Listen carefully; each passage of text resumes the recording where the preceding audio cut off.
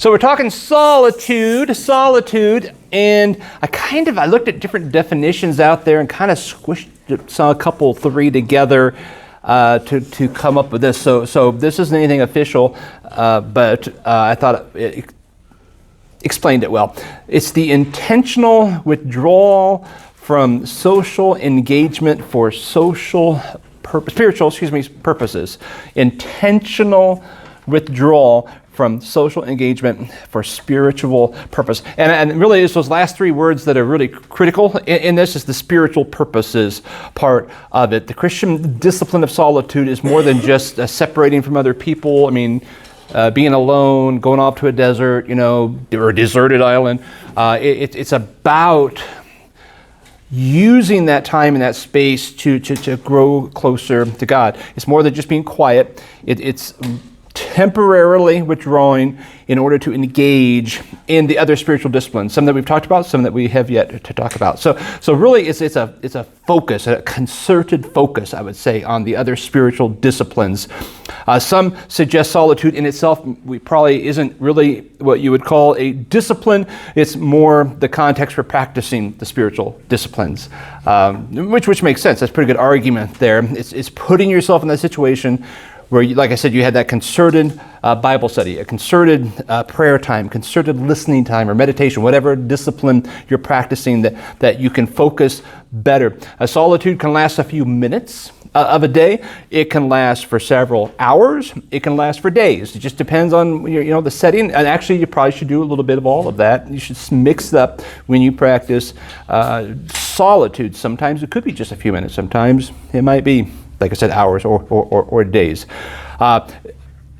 You've all probably read stories or seen movies anyway where people who have practiced it for years, like going to a monastery and they're just hidden away from the culture and have vows of silence and all that stuff.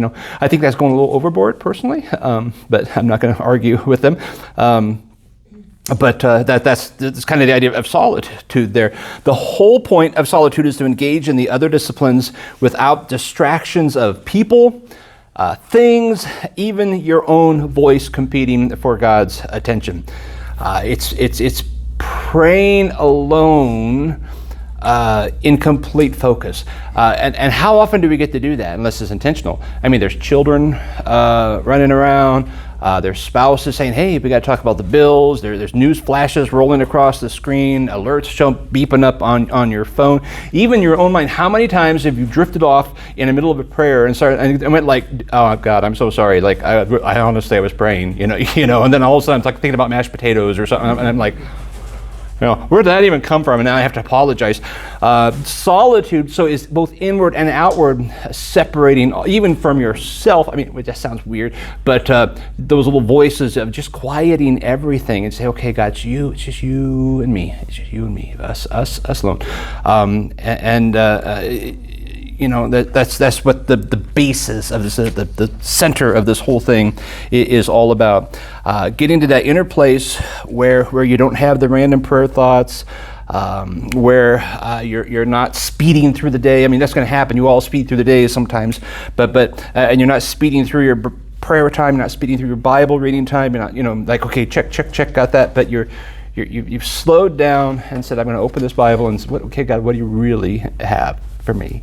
My prayer life, okay, God, let's talk. So it goes to a deeper level. You've often heard professional, or at least I thought about this today actually, that you often will hear, like, say, a quarterback, for maybe going from high school to college or college to pro. They're kind of uncomfortable. They're jittery. They're dancing around. They're just not very good, really. I mean, they're good skills, but they can't seem to translate it. And then at some point, I've heard commentators say, this game has slowed down for them. All of a sudden, they're like, okay, I know where that guy's going, and okay, and they just know where to throw the ball. It begins to happen. That's what we're talking about in solitude.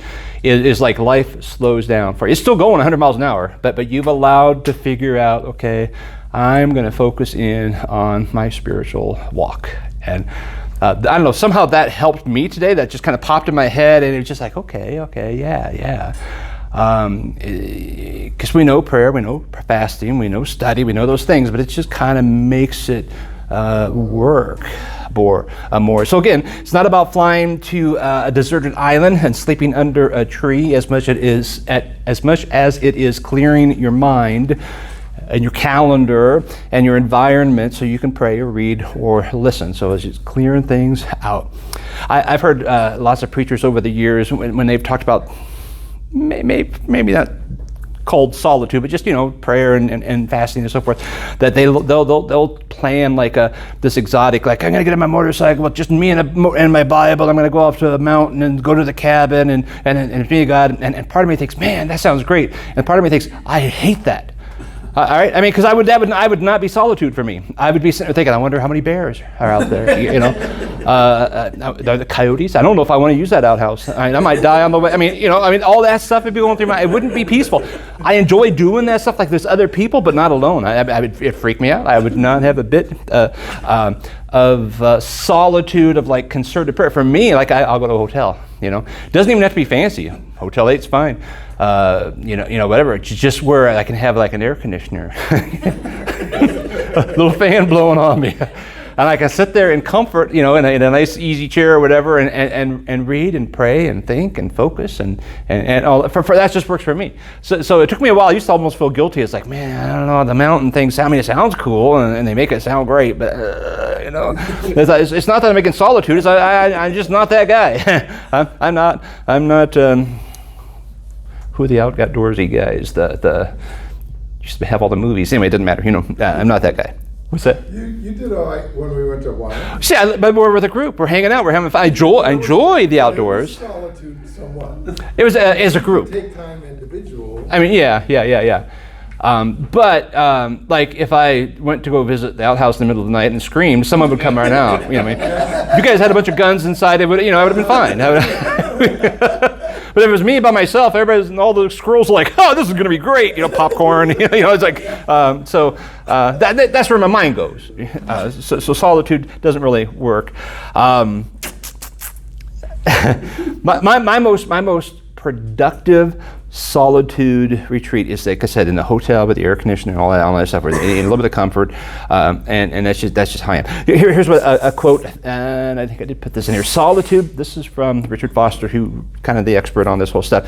Solitude is more a state of mind and heart than it is a place. So whether it's a mountain or a hotel or whatever, it doesn't matter. There is a solitude of the heart that can be maintained at all times. Crowds or lack of them have little to do with this inward attentiveness. It's quite possible to be a desert hermit and never experience solitude. They're all riled up, their heart's not right, whatever, whatever. But if we possess inward solitude, we do not fear being alone, for we know that we are not alone. Right? We're never alone. We're just not. Neither do we fear being with others, for they don't control us. In the midst of noise and confusion, we are settled into a deep inner silence. Whether alone or among people, we always carry with us a portable sanctuary of the heart. That's the goal in solitude. That I'm solid. I'm okay. Whatever's going on around me, wherever. You can be alone in a crowded mall. Be lonely. You know what I'm saying? Or you can also even experience solitude when everything go around you, because you're just not, as long as you get past the people watching, because that's half the fun of the mall. I may have a problem, but you get past that, and you're just like, you know what? It's good. Everything's good. Okay. So how many of you do this or have done this, or know what I'm talking about? You experienced the moment. You do. Okay. Yeah. It's a peaceful thing. I'd like to experience it more, because I'm sporadic, experience it and then run off and get all busy, and then I have to okay, dude, yeah. You got a lot of stuff going on. It's always it's always. I like the outdoors myself. Yeah, yeah. It's whatever you can, whatever you need to focus, right? Get away from everything. Got a motorcycle. Go up here to Sailorville Lake. Oh, okay. To the spillway. Yeah. And just off in there. There was no one else in there. I'll just sit back there and just. That's cool. Just me and God. I love getting on my bicycle, going on the trails, and you're just and you're watching whatever. And what were you saying? I was just gonna say, I was like that. I can be in my backyard, and, Yeah. and Yeah. God's there, but I can also be in my house in the corner. And God's there. It's where you, like you said, where you feel comfortable, where you can actually focus, get rid of everything and focus. Yeah. It's easier to have that place in the house once the kids have grown, just admittedly, but it's possible, to figure it out, even if they're not. It's kind of hard when they're tugging on you. Exactly. But that's the whole point, is you're finding that place. Some biblical examples, so we're not just making this up. Some intellectual guy didn't say, hey, solitude. It comes right out of Jesus. Jesus in Matthew 4, right before joining the big ministry, the 40-day fast, right? He was led, verse 1 and 2, by the Spirit into the wilderness to be tempted by the devil. After he had fasted 40 days and 40 nights, he was hungry. So the temptation was coming. The ministry was about ready to get fired up. Things were going to start clicking. But first, he went alone. No, he didn't have disciples yet. He didn't have any of that stuff. And it was him and God. It was solitude. There was fasting. So fasting was enhanced through his aloneness. And then he was ready. He was prepared for the battle. After that time of prayer and fasting, there was a time of communion with the Father, a time of spiritually, mentally preparing for the purpose he'd come for. Like that's why I went to the garden right before the cross. It's like, okay, I got to get alone for a second here. I don't even have that scripture in here, but I've got you guys stay awake, pray, watch, pray. I'm going to go, and God, and because something big is about to happen. I'm about to become the sin of the world. Now, that's huge. That's huge. And so he runs off alone in the garden there. Makes you wonder, would he have been prepared for this battle of temptation between him and Satan, this battle that had to take place in the desert, had he not spent 40 days in solitude, in prayer and fasting? We don't know, because he did. He was the Son of God, so you can he was God. But even God knew, I need to get alone without distraction, without the stuff, and just focus. Me and the Father. Okay, God, this Father, Dad, however, I don't know how they, this is here it goes. Been waiting for this, Been waiting since Abraham for this, Let's get it going.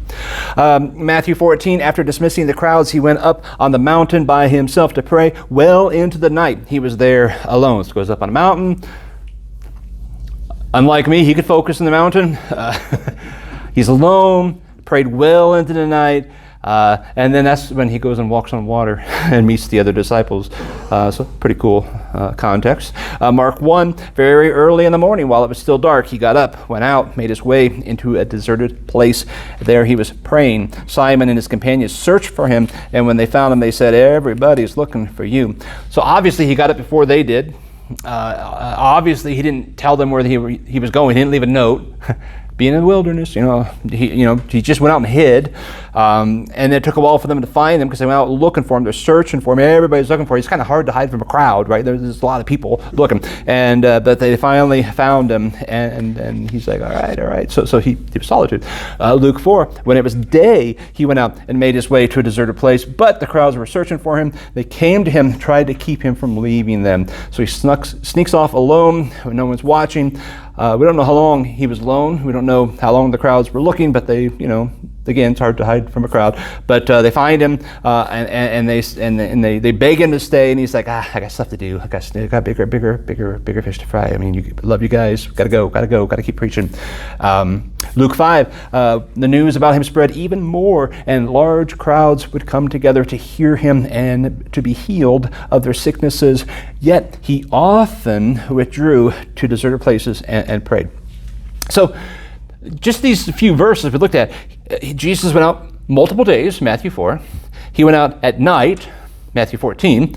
He went out early in the morning, Mark 1. He went out when it was day, Luke 4. So don't let a preacher tell you this has to be in the morning, or it has to be at night, or it has to be, just do it when you need to do it. There were times Jesus needed to get out, so he just went out and did it.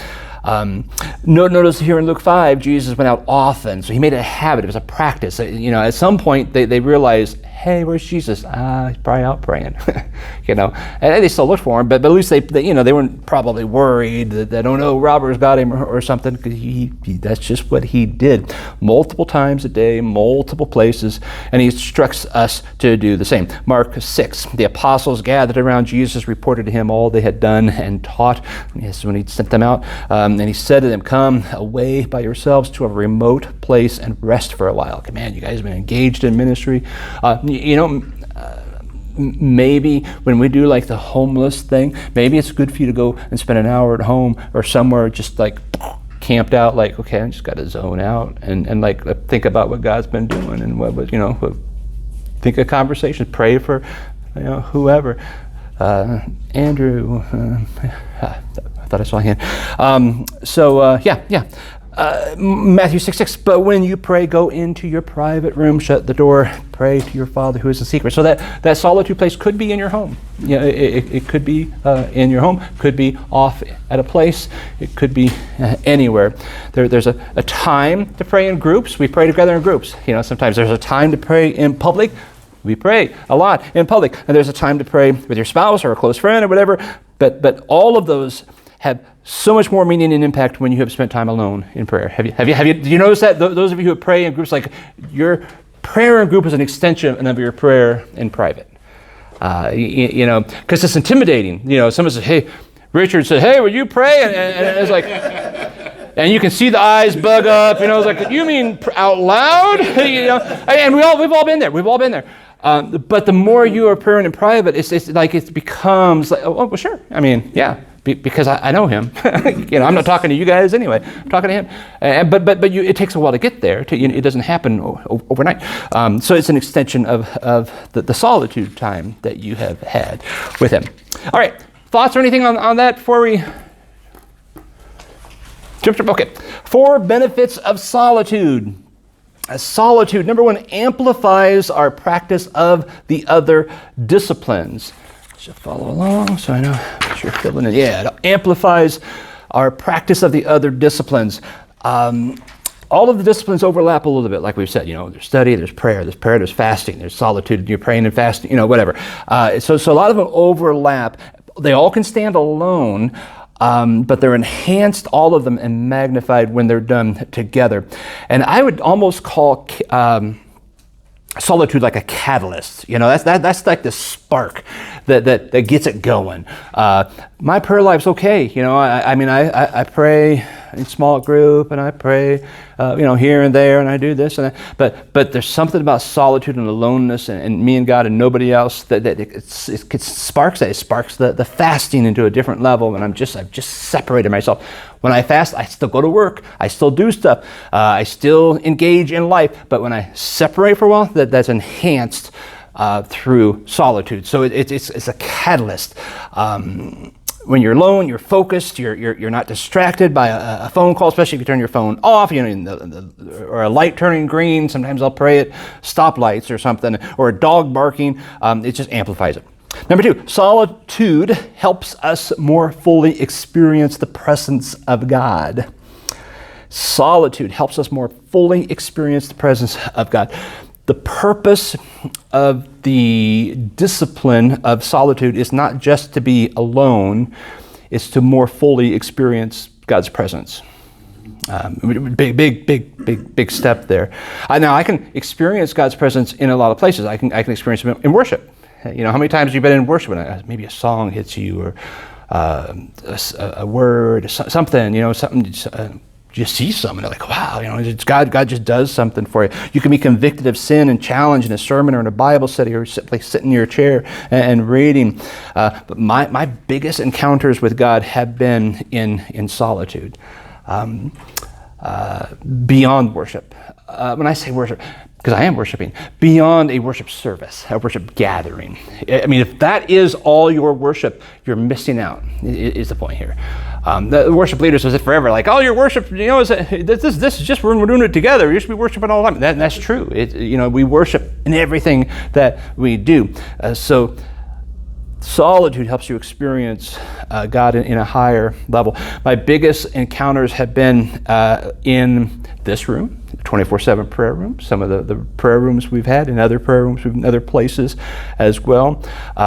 Little spiritual solitude retreats I have had periodically, not nearly enough,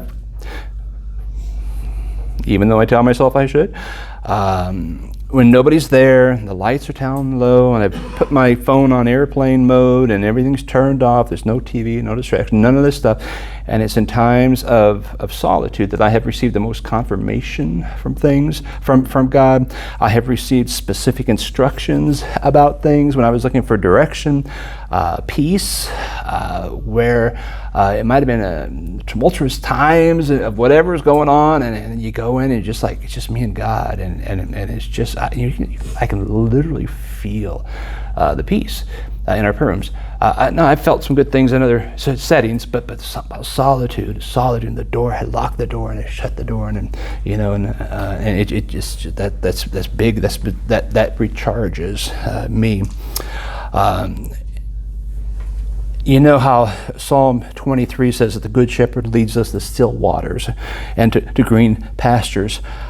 Sometimes I think God is trying to do that for us in multiple ways, but we're not listening. We're too busy. There's too much noise, too much clutter in our schedules, in our lives, and conversations and everything. So here he is saying, "Here, I got this peaceful, still waters for you. Just come over here. And they're like, I can't. I got this. I got that. I can't do it. And he said, here's some green grass. You need some fresh food. No, can't do it. Yeah. And it's like we just need to slow down so we can get that. What he's trying to give us. We can't hear him. A couple years ago, I had a big challenge I was praying about, and I was really seeking God's wisdom and you engage your brain. Okay, this, strategize this, do this and that.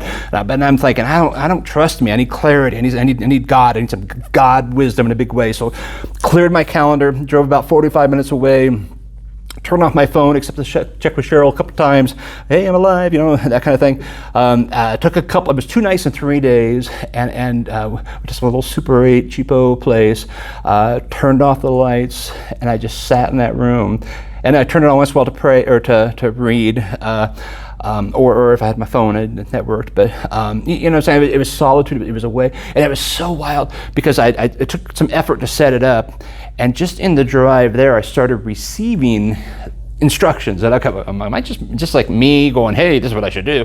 But I kept it back in my head, and throughout those 3 days, 2 nights, it kept being confirmed in different ways, and the clarity was crazy, and some of it didn't even make sense. Like what? That goes against nature, but I've got to do it. I got to follow these directions, and I did, and everything was crazy. Turned out like in ways that no one could have orchestrated. If it wasn't for solitude, who knows how I would have fumbled things up, because I'm a fumbler, and all the stuff, right? So that's what is it? Helps us experience the presence of God. Yep. And honestly, I don't know why I don't do this every month.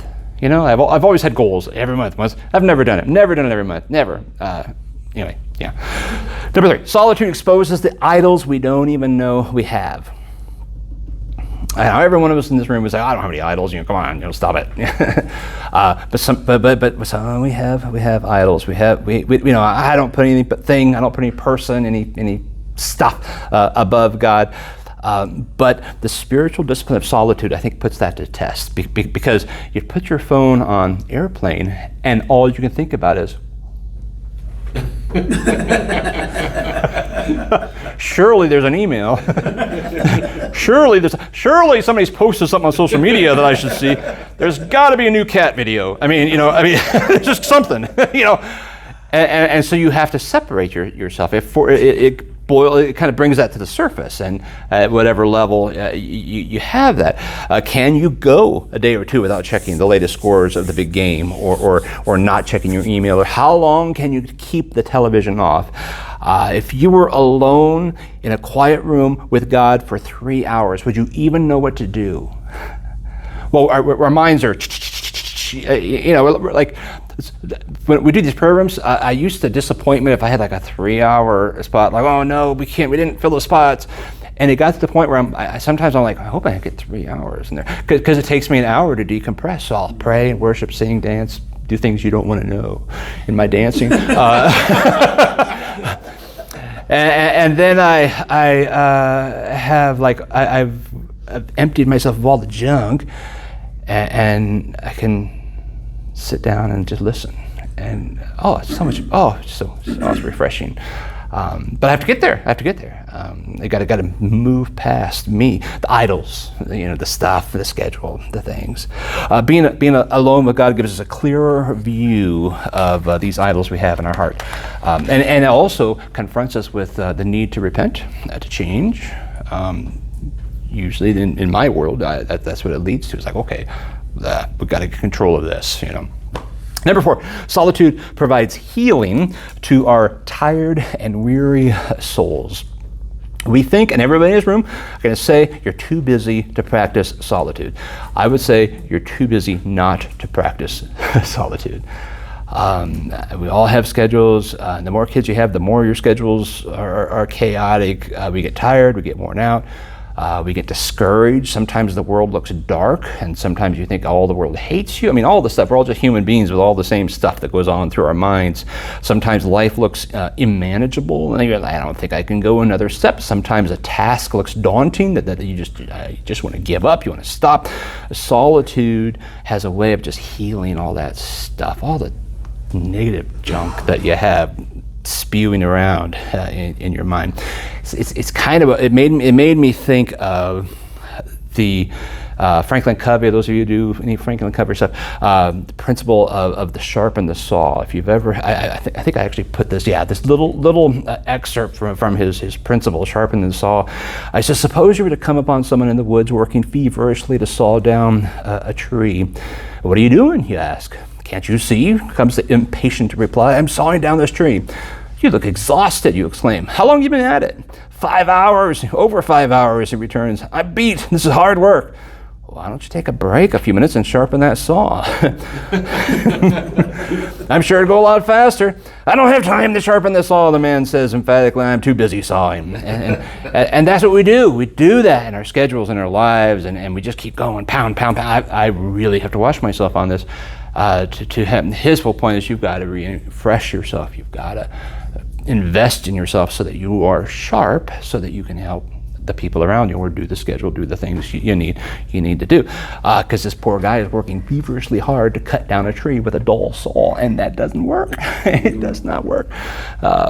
So same is true with our spiritual lives. I mean, he's talking about just life, but I would say that's a pretty good application for our spiritual life too. Solitude sharpens that spiritual soul, heals our soul, provides opportunity to meditate on Scripture, to pray more focused, distraction-free, to worship God in private with no concern what others would think. You know what? I don't know. This is a flaw in me. I just can't raise my hands in worship. I love being in a setting where people are raising their hands in worship. It's cool, but it's not my tradition. I'm just. There's nothing wrong in the world. I even tell myself, dude, just go for it. I'm like, no, but I can do it in here when no one's watching. Solitude. I don't care. I don't care. And I don't even care if someone thought, oh no, there is no. I don't think we don't have nobody in our church would be like, oh, he raised his hand. I mean, maybe because 20 years ago I was at a church, or 30 years ago I was at a church, they would have said that. But the solitude, you can do it and you can worship, right? It centers our thinking on the gospel, on the truth of the gospel, freshly applies Scripture to our souls, allows anxiety of life to fade away, and God's healing presence to take over. Solitude is so important, something we should practice. Most of us don't practice it very often, or often enough. Here's 5 reasons why we don't practice solitude. And these aren't like hard, fast rules. But 5 reasons. 1, we're uncomfortable and bored. Okay? What was that? What did you say? Uncomfortable and bored. Who said that? Where am I looking? Uncomfortable and bored. We hate quiet. I mean, we always have noise. We surround ourselves with noise. We hate lack of movement. I mean, it feels like so unproductive. Something should be happening here, so it just goes to, we crave a constant stimulation, movement, noise, action, and solitude's the direct opposite of all that. It's just anti everything we do all day long, but just the healthy part of it. But we fear that. We're uncomfortable. It's like, this sounds so boring. Like, really? I mean, it's always pulling teeth to get people to come to the prayer room the first time. Be like, really, for an hour? What? And then they come in, they're like, can I do 2? It's like, yeah, they experience it. What you experience is different. We face, number 2, we fear facing our reality without distraction. I think this is big. Foster says, again, a lot of his context comes from Richard Foster. Many people have a natural tendency to run away from solitude because they fear that they may come to the surface. They fear what may come to the surface in silence that often drives people to noise and crowds. Radio is always on, or the podcast, whatever. There's always noise in the car when we're driving or getting ready for work, TV, radio, whatever's going on. Noise is happening. They go from one party, one activity, one public, stimulation of some sort to the next one after another, because we're afraid of what happens when we let our minds slow down and face the reality of our real life. I don't like some things that are going on, or I don't like some choices I've made, or I don't, whatever it is, the things that we don't like. So we just if we just keep stuff happening. I have good friends that are just continually, I don't know how they have the ability to do all this stuff. Every day is a new party. And I'm like, it's not because they like the party, it's because they're afraid of what happens if they're alone and silent. And I know that, but it's also offensive when you say that. I was gonna say some people don't like themselves. Yeah, exactly. They need that to drown out. Yep. 100%. Solitude, when practiced properly, breaks through the need for continual stimulation, brings us to a place of peace. Inner solitude keeps us from fearing being alone because we know we're not alone ever. God's always with us. It keeps us from the fear of being with others because they don't control us. Sometimes we're we're so worried to make everybody happy or not offend or whatever that we're just we get free of that. In the midst of noise and confusion, we can remain settled in a deep inner silence. That's some Foster stuff there. The thing is, what if in a moment of silence, in a moment of reflection, I see something, I look in that spiritual mirror, and I see something I don't like. There's something I don't like. What if I have to come to terms with an addiction that owns me, an attitude that is consuming me, maybe eating me alive from the inside out, a bitterness or something that's there? What if I'm allowing a past disappointment or a hurt to dictate my current behavior, and I'm excusing it? I'm saying, it's okay, there's every reason it's okay, I can do this. And solitude kind of lets that boil up and go, no, let's heal it. Let's do something about it. What if the thing I'm fighting God about gets exposed in that moment of solitude, and I have to make a decision? Am I really going to repent, or am I going to just rebel? I don't want to admit it. If I just keep the noise on and keep doing it, I can pretend. And it's like, no, you really got to come to terms with whatever that is that you're doing that might be causing rebellion in your life. The things we typically keep at bay with noise and a cluttered schedule make themselves known in solitude. Here's a Puritan theologian, put this quote in there for you. What we are in solitude, what we are indeed, what we are in solitude, that we are indeed and no more. Okay, it's not fake. It's just what exposes what you really are. They are either the best or worst of our times, wherein the principle that is predominant in us will show and act itself. Solitude, it comes out. All right. Number 3, we lack motivation if we don't have an audience. This is probably the more of a ham you are an issue, but I think we all deal with an audience. We post things that we assume people will like on social media. You know, I'll take 7 pictures and we look for the best one, right? Or usually I'll purposely look for the worst one just because I think it's hilarious, and I'll post kind of as a reverse. I don't know, as talk to my counselor. I need a counselor.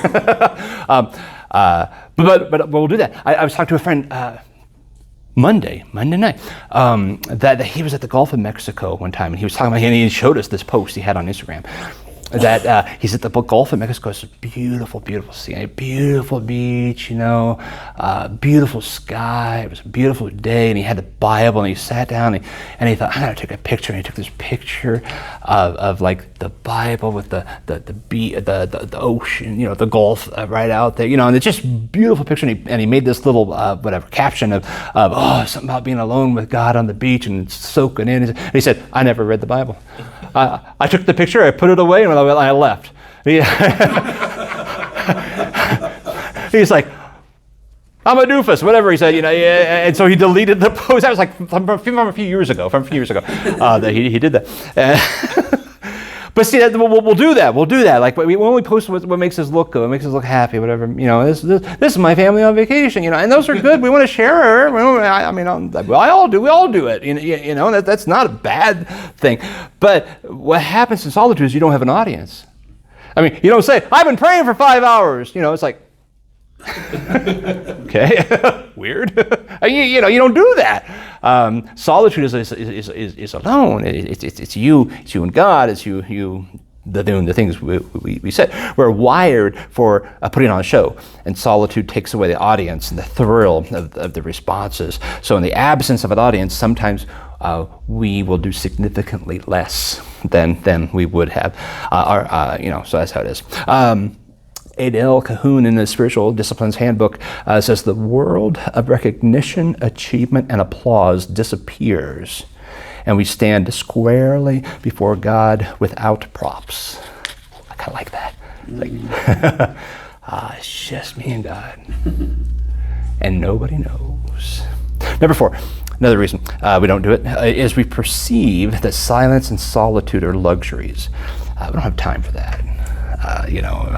People seeking silence, or they're trying to work less, they're lazy,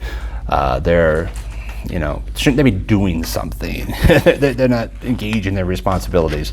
It's an escape from reality, excuse for being unproductive. The reality is solitude facilitates a more effective embrace of reality when you really engage in it. It creates, as one person calls it, the grease that helps productive wheels of our lives turn. The solitude does that. And I found that to be true, if I would do it more. Number 5, we think there's not enough time. Every one of us will have a reason in the next month to not practice solitude because we're busy. Probably the most common excuse. To which we'd point back to the Franklin Covey's sharpen the saw thing and say, do you really have time not to? Okay, 4 fruits of solitude. Increased sensitivity and compassion for others. Some of these kind of overlaps. The first one will be longer. With your life experiencing inner peace, you have the freedom and ability to notice what's going on in other people's lives. You know what I'm saying? You know, if you're in a healthy place, you can notice when someone's not. Not in a judgment, just like, oh wow, you need help. You need encouragement. I know you need encouragement because I feel really good.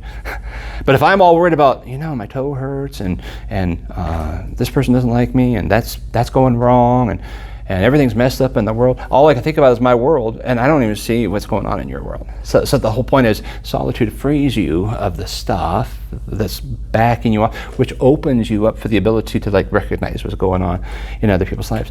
I've noticed there are some people who just, some of that's a spiritual gift too, but some people just have the ability to reach out to people at the right time, say the right thing.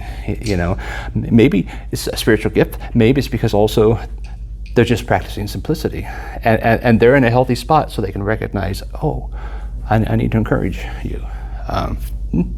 So I was trying to remember the details. Some book I read several years ago that and I'm probably gonna mess up, but the illustration works, so I'll just make it up. It was like some doctors had landed in a foreign area where there was like an epidemic of something. It was horrible stuff. People were dying, and they brought in this medical team, and everybody, they have these centers set up and gyms, everything. They're trying to help as many people as possible. It could have been an earthquake. I don't know what it was. It was bad stuff, and they were doing it was something you could catch. Anyway. And the guy was going, and they kept like, you've got to stop. You've got to go sit down and rest. You got to take a nap, whatever. At some point, you got like 4 days not sleeping. And I can't do it, it's too many people. And the whole thing was, you've got to make yourself healthy or you can't make other people healthy. And that was like the beginning of this book, and it went on about leadership and stuff. But I've always remembered the principle of it. The details of the story kind of escape me. But it was that's what Solitude does. It gets you healthy.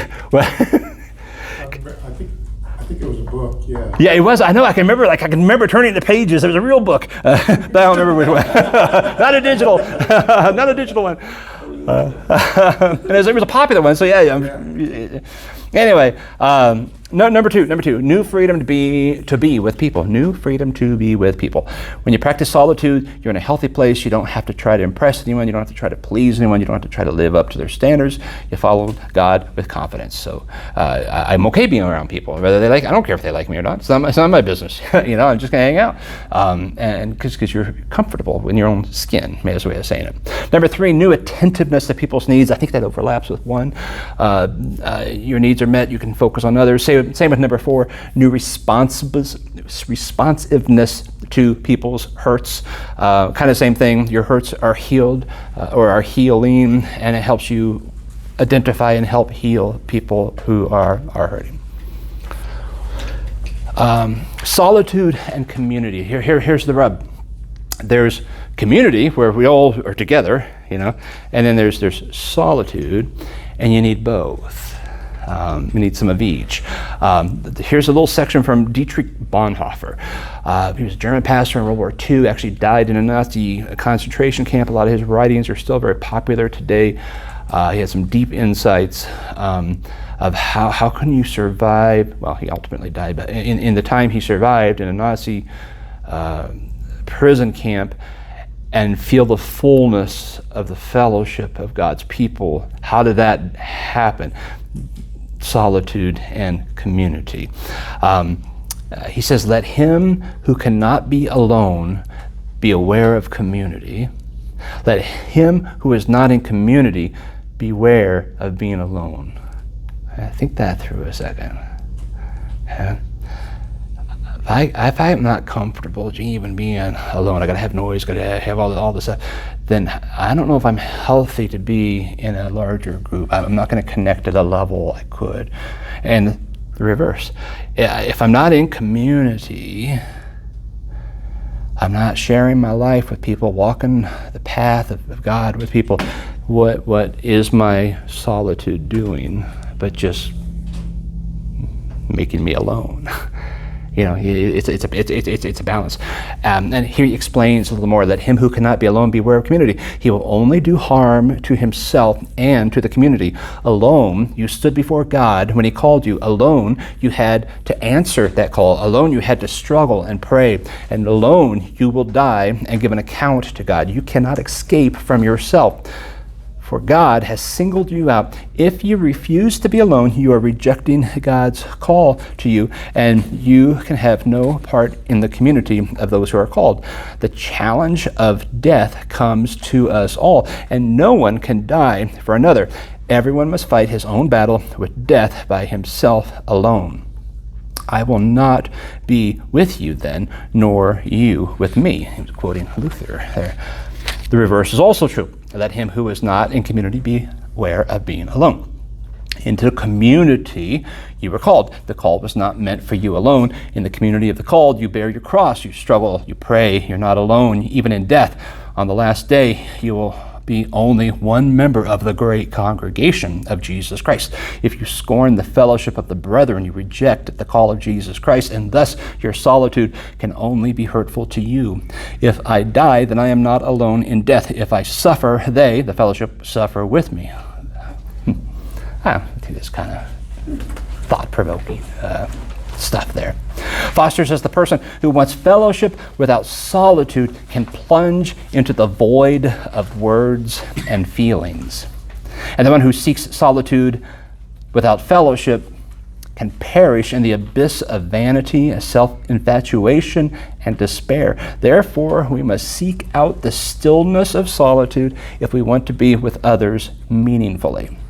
We must seek the fellowship and accountability of others if we want to be alone safely. All right. Thoughts? I mean, I'm just kind of running through this stuff. Okay. Solitude and silence. Silence. The temptation is to think, and maybe this is like like 101 level, like, oh yeah, if I'm just quiet, but it's more than that. If I just don't speak, if I just don't turn on the radio, that's will lead to solitude. But it's a good start. I mean, it's like step one, but it goes beyond that. Without silence, there can be no solitude. But silence without a heart of listening to God is just quietness and not the spiritual discipline of solitude. Silence, he says, can include noise. A worship tune where God speaks to you. A focused listening to a podcast where God maybe enlightens you. An early morning in a duck blind listening to the water and the wind and the birds. I've gone hunting a handful of times with a handful of guys, and it's quite a thing. You get up at a hour of the morning, no one should be awake, and you put all the gear on and you go out and you drive a few miles and you go to the place, and then you get out and you go, depending on what you're doing, walk across a field. If you're doing a turkey hunt, maybe you're going to hide in some trees and you get all covered up and you get all set before the turkeys are awake, and then you sit there for 2 hours and don't say a word. You don't even supposed to move. You're just like, hey Jack, how you doing over there? Shut up! Used to drive my dad crazy going fishing because I wouldn't throw the rocks. He's like, stop it! But man, we've been out turkey hunting before, and got all set, and like an hour and a half later, there's like a squirrel walking across your leg, and it's like, that squirrel didn't even know I'm here. A deer like 5 feet behind you gets up and starts moving around, like, oh, if he only knew, or she, or whatever. It's a great, that coupled with an appreciation for God, it's a beautiful moment. I mean, it's not wasted time. I've actually had some really good moments in that type of setting. So, like, I've had people apologize. Oh, we didn't get anything. I don't care. I got what I came for. Yeah, I mean, I'm perfectly fine. Not shooting that poor thing. I hunt my meat on a cellophane. But the purpose of silence and solitude is to be able to hear and see, and the answer isn't like to join a covenant or coven, whatever, monastery, whatever, and stop talking. It's to learn how to control what you say and when you say it. James says the person who can control their tongue is perfect in James 3. The discipline of silence and solitude teaches us when to speak, when to refrain from speaking. You like me, still working on that? I have moments where I'm just blah, and then I'm just, I try to figure. I haven't found my balance, but it'll be something I'll work on till the day I die of knowing to say just the right amount at the right time, and not just to have it be a voice always. Everybody has to know everything I'm thinking at all times. No, you don't. In the mid '90s, we started a band, contemporary worship in Atlantic. We lived there. And I had no idea. I had no idea how to lead a band. I'm genuinely not a musician. When musicians want to be, I think it's fun. So I started this band. I started going around town recruiting instrument players. Nobody in our church, do anything. So I found a drummer, played basketball with a bass player, found a keyboard. I just found all the people, singer, all this stuff. And we started putting it all together, and we were going to do a Wednesday night thing, and the goal was it would be so fun and so exciting and so awesome that everybody said we want that on Sundays too, which it ultimately did, but it took longer because, I have no idea how to lead a band. I had no, it was awful. It was, when I say awful, they were all good musicians. But they all were pretty sure they should be the loudest. Okay. Now, sound guy, you know what we're talking about here. The drummer thought if I'm not heard, across the street, I'm wasting my time. And the bass guy's like, well, if you're going louder, and so everybody was just cranked up. I'm ignorant. I'm like, this is great. This is wonderful. I hired a guy, a couple of years later to come work with us, and he had been in a pretty successful college band, and he taught me some really important principles that I hadn't heard and never known. But I know this stuff, right? That like all of the instruments together equal 100%. Mm-hmm. It's not every instrument's 100%, and you have 700%. That doesn't work. I'm like, okay, so think of a pie chart. You got a bass, and you got a drum, all these, and together you make a whole. Everyone doesn't have to play all the time. Like, what? It's like 1, 2, 3, go! Is how we did. we did. Everybody doesn't have to play at full volume. Some backed off, and then you accent pieces, and you go back and forth. You have a little. What's the word? Balance? Balance. Harmonize. Harmony. Dynamics. That's what I was looking for. Good dynamics in that. Then, like a few years later, I'm part of this church, and there's like this crazy good band. Literally Rock and Roll Hall of Fame lead guitar player was in the band, and they're playing along, and he said something to me once. I hadn't noticed it until he told me there were times he didn't play at all. Right? Now, our lead guitar player in Atlantic was like, he's going every chord, everything he could do the whole time. He was good. He was very good. But you knew it. And it was loud. And the Rock and Roll Hall of Fame guy would just sit there, and all of a sudden he'd go, and I'm like, and it just added this touch of like, all that's how we should approach talking. I don't have to have full volume all the time, every minute, I don't have to be screaming. I don't have to be the center. Sometimes I am. Sometimes I back off and let someone else do it. Someday they back off, someone else comes in.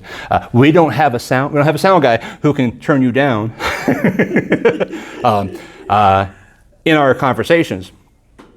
But that's where solitude helps you. Okay, I can be more simple, combining things in my conversation. Ecclesiastes 5 says to draw near to listen is better than to offer the sacrifice of fools. Listen. I'm just going to hear what's going on. Chapter 5, verse 2, the next verse. Do not be hasty to speak. Do not be impulsive to make a speech before God. God is in heaven and you are on earth. Let your words be few. It's like, he's God, you're not. It's like, oh, I love that. Sometimes we just sit quietly in our together and in the presence of God. Remember the transfiguration? Peter, James, John, they're at a mountain with Jesus. Moses, Elijah appear. Jesus starts glowing, and it's just really quite up the scene. And Peter jumps in and says, "Hey, if you want, I'll make 3 shelters." Like I've got to jump in here. Let me do something. The Greek word that talking about this is that Peter was answering Jesus, Moses, and Elijah. The problem is none of them were talking to him. They weren't saying, "Hey, Peter, come here." Jesus was talking to Elijah and Moses, and Peter answered them. Let me interject myself into what's this holy moment that's happening in the history of the world. It's a big thing. He just blurted something out. That would maybe be the sacrifice of fools that Ecclesiastes is talking about. Quote, that was a cool quote, Richard Foster. One reason we can hardly bear to remain silent is that it makes us feel so helpless. Man, I felt this. I thought, how will people see it my way unless I speak? And God's like, just shut up. Just shut up. We're so accustomed to relying on our words and manage and to manage and control others. If we're silent, who will take control? Well, God will take control, but we'll never let him take control until we trust him. Silence is intimately related to trust. I need to read that like every day. All right, thoughts? Dark night of the soul. This is just like a little part in the chapter that Foster has in here, and I think Cheryl, we probably learned this the same time, right? We were probably in that class together when we took this class. It was like pretty crazy idea. Dark night of the soul. If you ever had a time when you feel like your prayers aren't being answered, like you're just bouncing off the walls, like God's not there, you're just like you're doing everything, but it's just like nothing. Foster says that's like normal. It happens. Like it's every day should be a mountaintop. It's like no, sometimes you'll go through a period you're just like I don't even know. I mean, I'm not getting anything. That you'll wrestle with this dark night of the soul. That's what he's talking about. And he says it's something that we should probably. It's not necessarily destructive. It's more of an experience to be welcomed, like a sick person who's going to a surgeon, and you're going to get this thing fixed, and it's like, okay, I don't want to do this, but boy, it's going to make it better, And that dark night of the soul will go through a period of darkness that then opens up into a better time of light. It's one of the ways that God brings us into a hush. It's a stillness. So that he can work our inner transformation of our soul. And what happens is when we feel like we're being successful in our spiritual walk, we hit a wall at some point, right? We feel like we're not getting through to God. They're not being heard, all these things. God's not interacting with us. We're not engaging in Scripture. We're not hungry for his word. What's wrong with me? And the temptation can be, well, maybe I'm just done with it. Maybe I should, I tried the church thing. Maybe it's over. Or we want to blame other people or circumstances. It's their fault that I'm not getting what I should be having. It's the preacher's boring, the songs are bland, the worship, whatever. We blame other people rather than us. The temptation is to run to something or somewhere else, this new experience, but that cheats you out of what God's trying to do in your life. He's trying to draw you away from distractions so that you'll put your effort into focusing on him. And the point that he has in this section is to be still and wait. Just wait. Just wait. Be patient. 5 quick steps. This kind of goes quick into solitude. Take advantage of the little solitudes of the day. So maybe it is a quiet cup of coffee, and it's just a couple 3 minutes that you're just going to hang out, and it's a moment of nobody's awake yet, or they've already gone to bed, whatever. But it's a quiet time, or maybe you have a break at work, and it's just you sitting at a table alone, driving to the grocery store, driving home from work. Anytime, any moment that you can steal away. So you can do that every day, temporarily, right? Number 2, find or develop a quiet place. We spend big monies on things like man caves and family rooms, and why not a spiritual room? Find that small place in the house that you can just set aside, and this is a spiritual place. It's like that War Room movie, they had a closet. Don't you have one? Or you still? Or yeah. The place you can just go is just a closet, and like literally a prayer closet. Or it could be a chair, a special chair, a park, a place in the park, whatever. It doesn't matter where. Find it. A movie called The War Room? Yeah. We have in our closet, there's a director's chair. And Yeah. He's either alone. one of us can use it, and we know when we're in there, it's solitude. Just solitude time. Yeah, and that's healthy. It's so healthy. Number 3, discipline yourself so your words are few and full. Go to a meeting or a part of the day with a goal to not speak. Focus on listening to people and not responding. More words you speak, the less they're worth. You don't have to have an answer for every question. You don't have to look like an expert in every topic. You just let other people have their space. Number 4, once per quarter, withdrawal for 3 or 4 hours to reorient your life goals. So, what are you doing with your life? We certainly do that once in a while. Let's go away. Quarter? A quarter. What's a quarter? I mean, you could put out whatever time you want, but every 3 months, withdrawal for a few hours. Just look at your goals. Look at what you're doing. What are you going to be doing in 10 years? What are you doing with your life? So you have to have goals? Or maybe go 6 hours and make some goals. Number 5, plan a 2 to 3 day solitude retreat. Put it, and the thing is, you got to put it in your calendar, or it won't happen. And that's why I don't do it. I just don't. I'm going to do that, and then 2 years go by. I go, oh, I should have done that. So I'll put it in my calendar. Maybe I should do that this week. That'll be my homework. Put it in my calendar. Just a couple. Well, okay, I take that back. I go to Grayson, Kentucky once a year for a board meeting for the Kentucky the mission thing. I will go 1 day early to Lexington, and I hang out in a there's a Quality Inn, whatever, there. And so I have 1 day where I sit back and I read and I plan sermons and So, but it seems like the last one that didn't work because then they needed me in there earlier because come here it is. And anyway, yeah. So, but anyway, at least I planned it. It just didn't happen. So that's that. There's a little thing on the bottom. You can read that. Did I include that? I think I did. Yeah. So you can read through that. You can read as well as I can. Maybe better. And that's that.